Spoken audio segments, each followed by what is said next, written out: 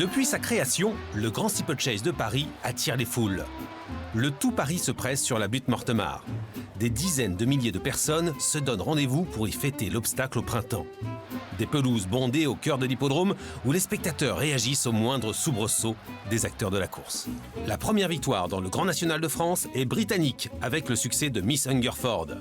L'événement devient vite populaire. Les grandes personnalités de la société s'y déplacent jusqu'au président de la République. Ici, Raymond Poincaré accompagnant un passionné de la discipline, Sa Majesté le Roi d'Angleterre. Tout Paris est présent au Auteuil pour le grand steeple, doté de 3 millions de prix. Les élégantes, Elizabeth Taylor et son mari, le président de la République et Madame Vincent Auriol. Si une centaine de chevaux possèdent leur nom gravé au palmarès du Grand Steeplechase de Paris, rares sont ceux à nous avoir laissé une empreinte indélébile. C'est le cas d'Al Capone 2. Alors bien sûr, si la gloire de celui que l'on appelle familièrement Pompon est liée au prix La Haye-Jousselin, son histoire n'aurait pas le même retentissement sans sa victoire dans le Grand Steeplechase de Paris. C'était en 1997. Jean-Yves Borin et l'incroyable Al Capone 2.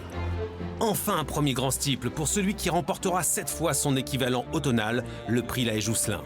Du haut de son petit mètre 60, Al Capone a marqué les esprits, notamment par sa manière si prudente de sauter des gros obstacles d'Auteuil.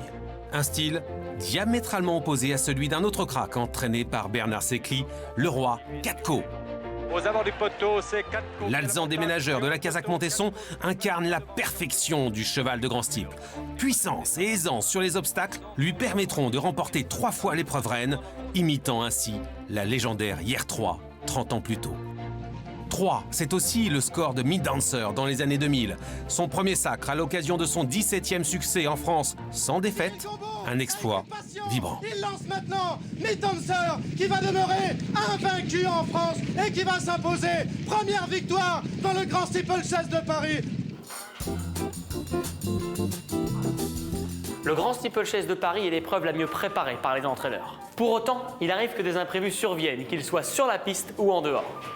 Demandez donc à Marcel Roland qui en 1999 s'est retrouvé bloqué dans cet ascenseur alors que son cheval Mandarino lui offrait son premier Grand Steeplechase de Paris.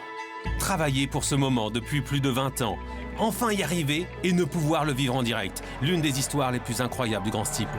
Alors que Mandarino couvre de gloire Marcel Roland, c'est grâce au coup de téléphone de l'un de ses confrères que, bloqué dans ce fameux ascenseur, l'entraîneur apprend qu'il vient de réussir le plus bel exploit de sa carrière. Autre péripétie, celle de Mandarin, 30 ans plus tôt, quand ce Britannique s'impose après avoir cassé son mort au 3e obstacle. Son jockey, Fred Winter, se lance alors dans un numéro d'équilibriste sans précédent. Équilibriste comme Serge Bérard, que Sirguin avait pourtant cru désarçonner au saut du Heidi Chain Fence avant qu'il ne se rétablisse miraculeusement. Le Grand Steeplechase de Paris, c'est aussi de formidables histoires d'hommes avec un grand H. Qu'ils soient précurseurs, recordman ou véritables légendes de cette épreuve mythique, ils ont à jamais marqué l'histoire de cette course. À commencer par Alec Carter, jockey du début du XXe siècle, qui fut double lauréat du Grand Steeplechase de Paris. Avec 139 succès en une seule saison, record jamais égalé, Alec Carter est le jockey star du début du siècle. Mais c'est aussi son terrible destin qui reste en mémoire. Seulement quelques mois après sa victoire dans le Grand Steeple 1914, lui et son partenaire Lord Loris meurent sous les canons des champs de bataille de la Grande Guerre.